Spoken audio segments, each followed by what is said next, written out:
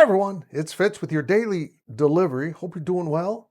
Hey, remember when I had that head infection, the scalp infection, and I had like a golf ball sticking out of my head? Oh, it's back. It's in the back of my neck and my nose.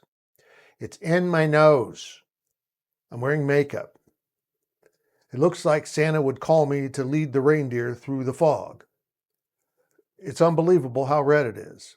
My fellow olds will understand this. The rest of you, you might want to go look it up.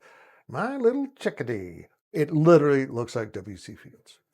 And today we're going to talk about our own action star at Kansas State University, quarterback Avery Johnson, and some of the things I think the coaches need to do to make Avery's life easier, because, I know everything, but apparently not how to get infections to go away.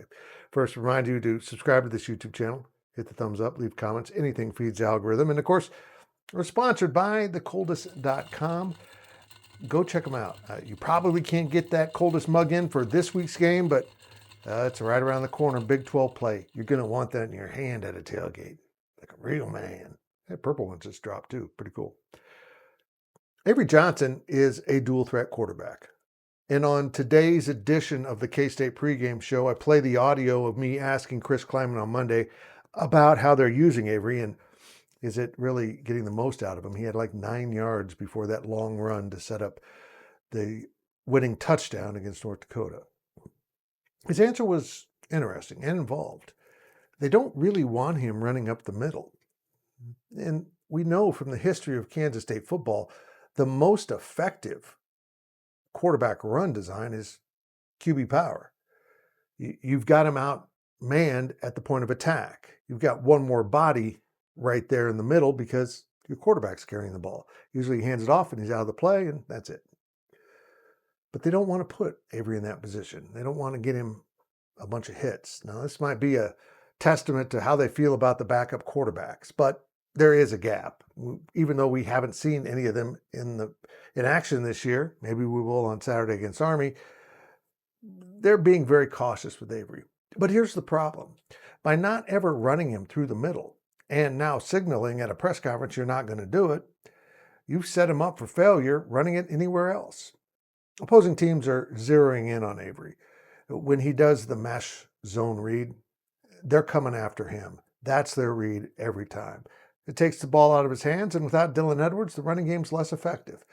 If they have Dylan Edwards back there, that's a tough choice for a defensive coordinator. But now they're taking away Avery. And in fact, with him wanting to run outside all the time, the defenders are waiting for him. And instead of cutting it upfield, he's stringing it out where any numerical advantage for the offense, having the quarterback running the ball, is gone because as he strings it out towards the sideline, a lot of players pursue. If K-State wants to be successful this season, it's going to have to use Avery fully in the quarterback run game. Yes, they're going to have to take some risks. I know they don't want to get him injured, but he can get injured in numerous ways, not just running through the middle. And maybe Avery doesn't really like to do it, even though we saw him do it earlier in his career, particularly at Texas Tech, with great success. It's the best way to really shock a defense is when the quarterback gets up past your linebackers and runs with that kind of speed.